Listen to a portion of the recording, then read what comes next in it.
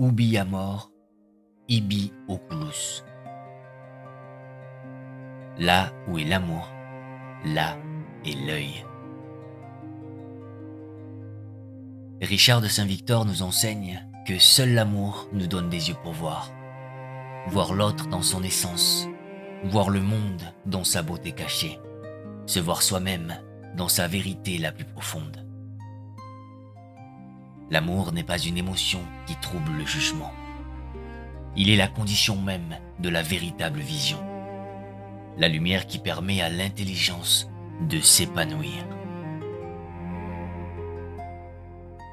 L'histoire de Richard de Saint-Victor commence sur les terres brumeuses d'Écosse, mais c'est au cœur battant du Paris du XIIe siècle qu'il deviendra un phare.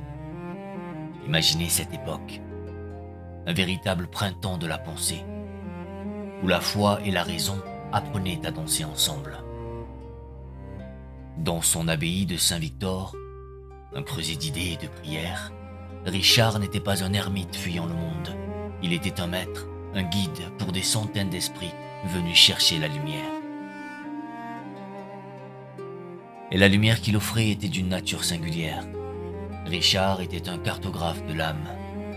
Il ne se contentait pas de parler de l'invisible, il en dessinait les paysages. Avec la précision d'un géographe et le cœur d'un poète, il a tracé des cartes pour guider l'esprit humain. Depuis les vallées fertiles de la connaissance de soi, jusqu'au sommet silencieux où l'âme rencontre l'infini. Loin d'être la poussière d'une pensée médiévale, sa vision de l'amour comme forme suprême d'intelligence nous offre une clé. Une lumière douce pour naviguer notre époque. Car dans notre monde, si riche en informations et parfois si pauvre en véritable connexion, sa voix nous rappelle où se trouve l'œil qui compte vraiment.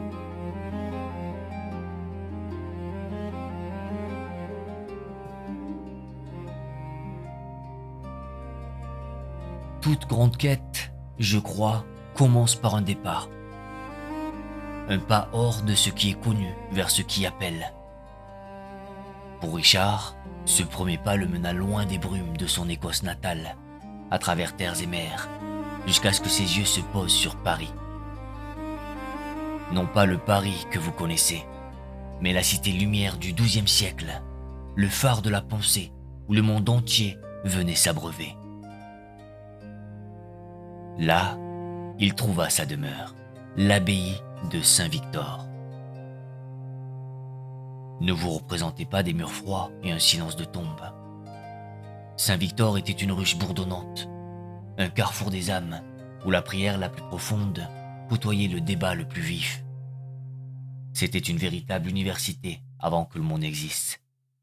Un lieu où l'on apprenait que le savoir sans amour est un fruit sans saveur. C'est là que Richard devient l'élève du grand Hugues de Saint-Victor, qui lui transmit le plus précieux des secrets. Le monde entier est un livre immense écrit par le doigt de Dieu, et chaque fleur, chaque étoile, chaque visage en est une page vivante qui n'attend que d'être lue avec le cœur. Mais la sagesse ne naît pas seulement dans les livres. Elle s'éprouve dans le creuset de la vie. Et la vie de Richard ne fut pas une longue méditation tranquille. Devenu prieur, il dut porter le poids des responsabilités, gérer les comptes, apaiser les querelles. Il connut le bruit du monde au sein même du cloître. La plus grande de ses épreuves ne fut pas un doute philosophique, mais le cœur d'un autre homme. Ses lettres nous racontent les conflits douloureux avec son propre abbé, un homme nommé Hervisius. Il a senti l'injustice, la peine, le découragement. Et c'est précisément cette épreuve qui a empêché sa spiritualité de flotter dans les nuages. Elle l'a forcé à s'enraciner dans la terre des hommes, dans le pardon difficile et la patience éprouvée. Il a appris là ce que vous et moi apprenons dans nos propres vies. Que la paix intérieure n'est pas l'absence de conflit, mais la force de le traverser. C'est de cette union entre la plus haute contemplation et l'épreuve la plus humaine que naquit le projet de sa vie. Une ambition folle et magnifique, créer une véritable psychologie de l'âme spirituelle. Il s'est mis à observer le cœur humain comme nul autre avant lui, avec la précision d'un scientifique et la passion d'un poète.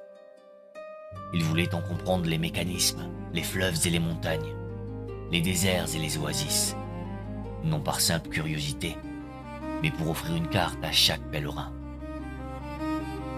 Une carte claire et sûre pour que l'âme puisse voyager en elle-même et y trouver son épanouissement. Car avant de vouloir atteindre le ciel, nous disait-il, il faut d'abord apprendre à connaître son propre pays.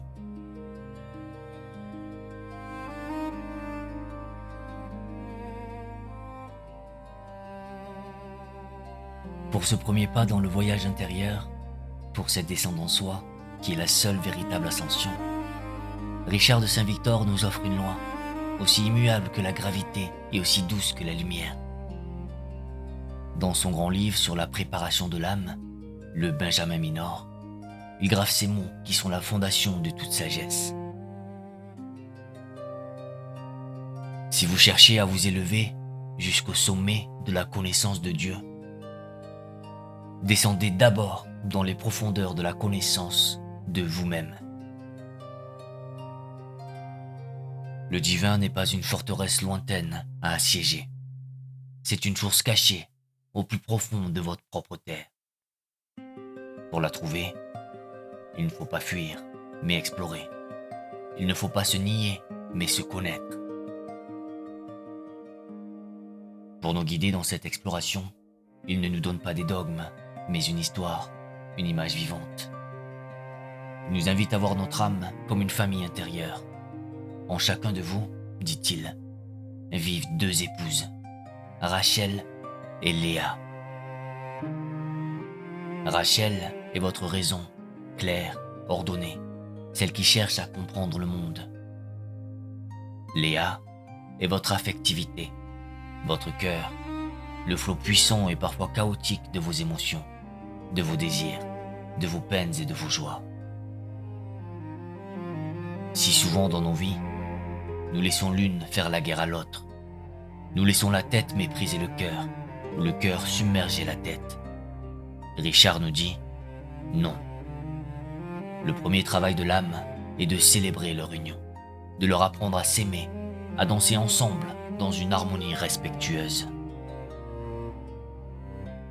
De cette union naissent des enfants, vos pensées, vos passions. Parfois, ce sont des fils turbulents, pleins d'une énergie brute qui peut vous dévaster. La tentation est grande de les réprimer, de les enchaîner dans les cachots de votre conscience. Mais Richard nous murmure une voix plus douce. Ne les combattez pas. Éduquez-les. Votre colère peut devenir la force de la justice. Votre peur peut devenir la prudence. Votre désir peut devenir l'élan créateur. Il ne s'agit pas d'éteindre le feu, mais de lui apprendre à éclairer. Et lorsque cette paix est faite, lorsque la famille intérieure est unie, alors naît le dernier-né, le fils bien-aimé, Benjamin. Benjamin, c'est la contemplation. C'est cet état de clarté silencieuse, ce regard apaisé qui est le fruit de l'harmonie intérieure. Voilà la leçon essentielle de ce premier royaume.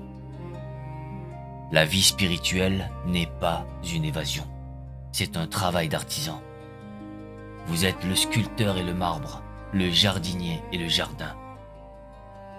Avant de lever les yeux vers les étoiles, Richard nous invite à faire la paix sur notre propre terre, car c'est seulement en apprenant à gouverner avec sagesse le royaume infini qui est en vous que vous deviendrez capable d'accueillir une paix qui vous dépasse.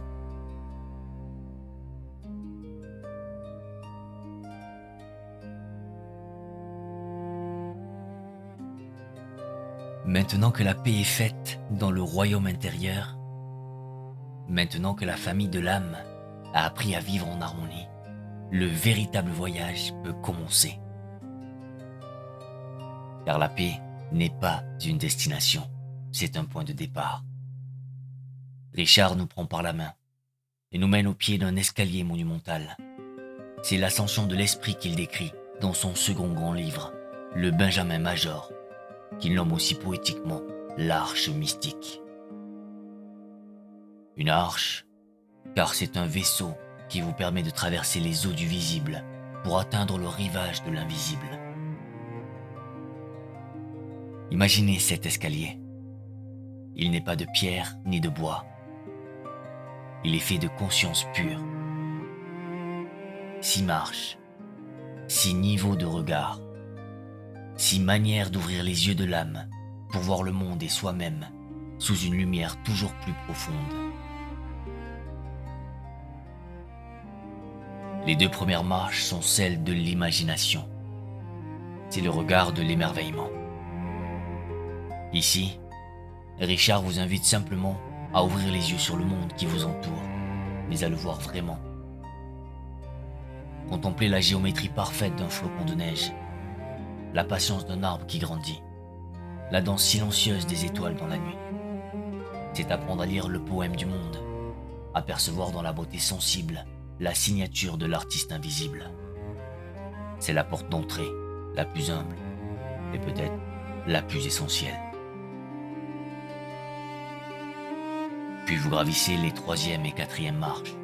Ce sont celles de la raison, le regard de l'intelligence. Ici, l'émerveillement ne suffit plus. L'esprit veut comprendre. Il ne se contente plus de voir la vague, il veut connaître la marée. Vous cherchez les causes, les structures, les lois cachées qui régissent l'univers. Et surtout, ce regard se retourne vers l'intérieur. Vous vous analysez. Vous cherchez à comprendre pourquoi vous êtes qui vous êtes. C'est l'intelligence qui met de l'ordre, qui clarifie, qui nomme. C'est un travail nécessaire, une lumière puissante qui dissipe les ombres de la confusion. Enfin, vous arrivez au seuil des 2 dernières marches. Ici, tout change. C'est le domaine de l'intelligence supérieure, de l'intuition pure. La raison a fait son travail. Elle vous a mené aussi où qu'elle le pouvait. Maintenant, elle doit s'effacer. Non par défaite, mais par accomplissement. C'est un saut dans le silence, dans l'ineffable. C'est la contemplation des réalités que les mots ne peuvent plus décrire, mais que le cœur peut saisir. Ce n'est plus penser à Dieu, c'est être dans sa présence. C'est le silence où l'âme n'écoute plus le bruit du monde, mais le murmure de l'être. Et c'est là que Richard nous offre une distinction cruciale. Méditer, nous dit-il, c'est l'effort de monter l'escalier. C'est un acte de la volonté, une réflexion, une recherche active. Mais contempler, c'est arriver au sommet. Ce n'est plus une action, mais une réception. Ce n'est plus chercher, mais être trouvé. Pour Richard de Saint-Victor, le sommet de l'esprit n'est pas une forteresse que l'on conquiert par la force. C'est une porte que l'on trouve ouverte, que l'on franchit en déposant tout ce que l'on croyait savoir. Ce n'est pas une conquête, c'est un accueil.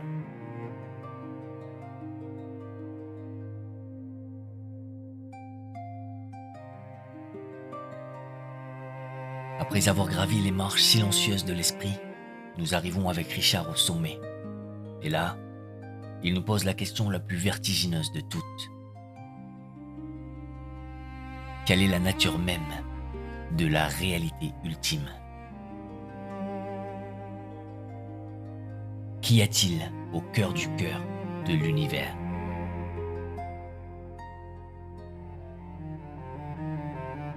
Pour y répondre, il écrit son chef-d'œuvre, le De Trinitate.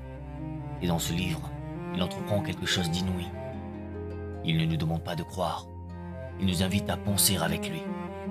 Il n'ouvre pas les livres sacrés pour nous donner une réponse toute faite. Non, il nous invite à suivre un chemin de pure logique, en prenant pour seul guide la nature même de l'amour.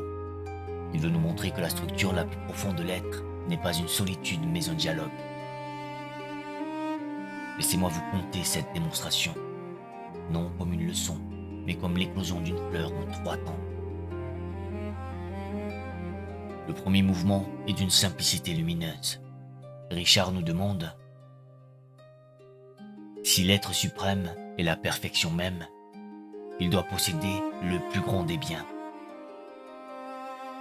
Quel est le plus grand des biens, la plus haute des joies, si ce n'est l'amour? Or, un amour parfait peut-il exister seul? Un amour qui ne s'adresserait qu'à soi-même serait un amour incomplet, un amour narcissique. Pour être parfait, l'amour a besoin de se donner. Il a besoin d'un autre. Pour qu'il y ait un amour, il faut un aimant. Et pour que cet amour soit reçu et rendu, il faut un bien-aimé. Voilà donc que la solitude est impossible au sommet de l'être. La perfection exige la relation. Il faut être au moins 2. Mais le voyage de la pensée ne s'arrête pas là. Car un amour parfait entre 2 êtres, aussi beau soit-il, court un risque subtil, celui de devenir une forteresse, un cercle fermé, ce que nous pourrions appeler un égoïsme à 2. L'amour le plus pur, nous dit Richard, ne peut pas être exclusif. Il doit être généreux, il doit déborder. La nature même est de partager. La joie parfaite n'est pas seulement de recevoir l'amour de l'autre, mais de partager avec l'autre un amour commun pour un 3e. La coupe de l'amour, lorsqu'elle est pleine à ras-bord, ne peut que déverser sa grâce. Et c'est ici que Richard, ce poète de la logique, fait un geste de pur génie.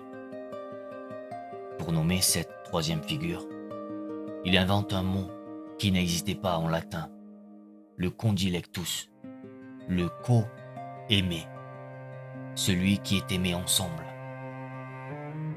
Imaginez cette danse éternelle. L'aimant et le bien-aimé sont si unis, si remplis d'un amour infini l'un pour l'autre, que leur plus grand bonheur est de faire jaillir cet amour et de le porter ensemble vers un 3e qui reçoit et partage leur joie. Le cercle n'est plus fermé. Il est devenu un flux, une communion, un don perpétuel. Et soudain, vous comprenez. Ce que Richard de Saint-Victor a dessiné, ce n'est pas un dogme abstrait, c'est le plan même de la vie. L'amour n'est plus simplement un sentiment que vous éprouvez. Il devient la logique fondamentale de l'être, la structure même de la réalité. Pour lui, l'univers entier, de la danse des atomes à la gravitation des étoiles, est le reflet de ce dialogue incessant. Votre propre cœur, qui désire aimer, être aimé et partager cet amour, ne fait que résonner avec la musique la plus ancienne et la plus sacrée de l'existence. Vous ne faites pas qu'éprouver de l'amour. Vous participez à la nature même de l'être.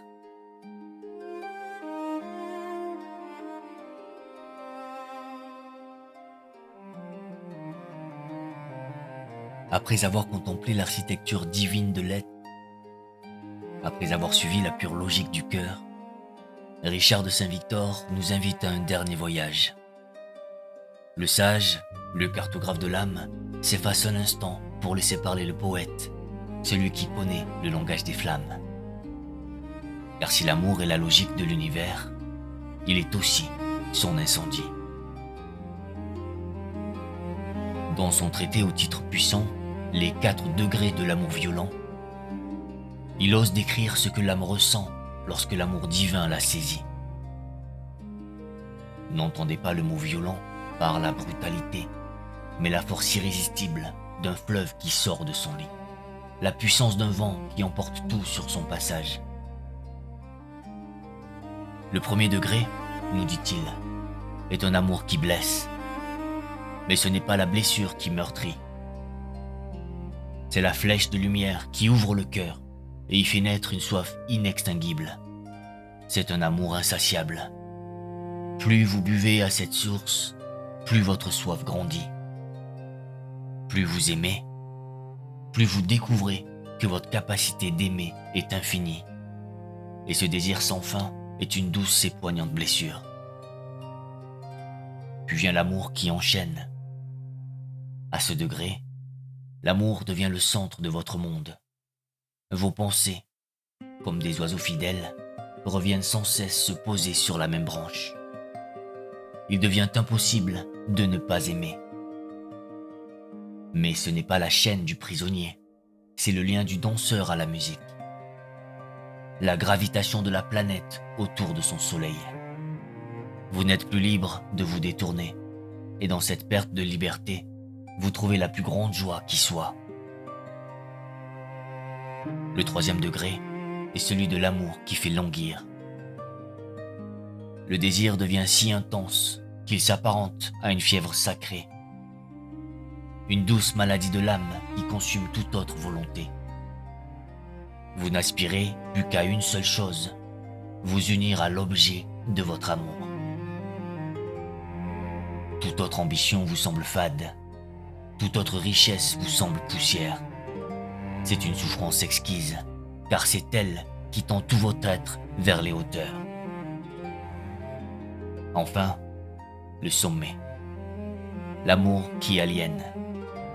Ici, le mot est audacieux, presque effrayant. L'âme sort d'elle-même, elle s'oublie. Le je s'efface pour laisser toute la place à l'être aimé. Dans l'océan de l'amour, la goutte d'eau oublie son nom et sa forme pour ne plus être que l'océan.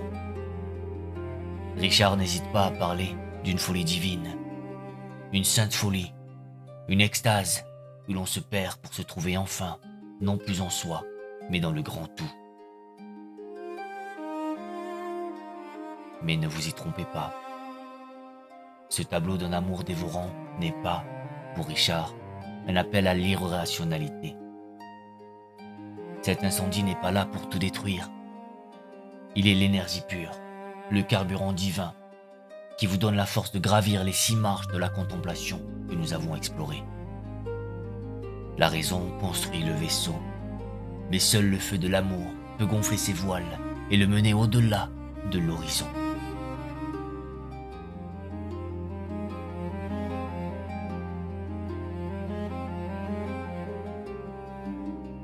Nous voici au terme de notre voyage sur les pas de Richard de Saint-Victor. Et comme à la fin de toute grande exploration, il nous reste l'essentiel, le trésor ramené du silence. Si je devais retenir 3 perles de sa sagesse, ce serait celle-ci. La première, la plus humble et la plus fondamentale, c'est que tout grand voyage commence par un pas vers l'intérieur, dans les profondeurs de la connaissance de soi. La seconde, c'est que cette exploration n'est pas un chaos, mais une ascension ordonnée. Un escalier patient que l'âme peut gravir, marche après marche, de l'émerveillement à la raison, et de la raison au silence.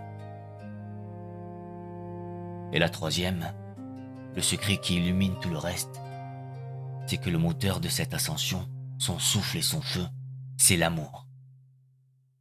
Un amour qui est à la fois la plus claire des logiques et la plus dévorante des passions. Une telle lumière ne pouvait s'éteindre avec lui. Sa pensée a irrigué celle des grands maîtres comme saint Bonaventure. Et le plus grand des poètes, Dante Alighieri, dans sa Divine Comédie, le placera au paradis. Non pas parmi les théologiens, mais parmi les ardents esprits contemplatifs, ceux qui voient plus qu'ils ne pensent. Car son héritage unique, c'est d'avoir été un pont entre le cœur et l'esprit, entre la poésie et la méthode. Il a offert une grammaire à l'ineffable, une carte pour le territoire du mystère, rendant le voyage accessible sans jamais en trahir le secret. Et pour vous, pour moi, aujourd'hui, quelle est la clé, que ce cartographe de l'âme nous laisse pour ouvrir les portes de notre propre vie. C'est peut-être la plus simple et la plus nécessaire de toutes les leçons, celle de l'amour intelligent. Aimer avec toute la clarté de notre intelligence et penser avec toute la chaleur de notre cœur, dans nos relations, nos choix, nos silences.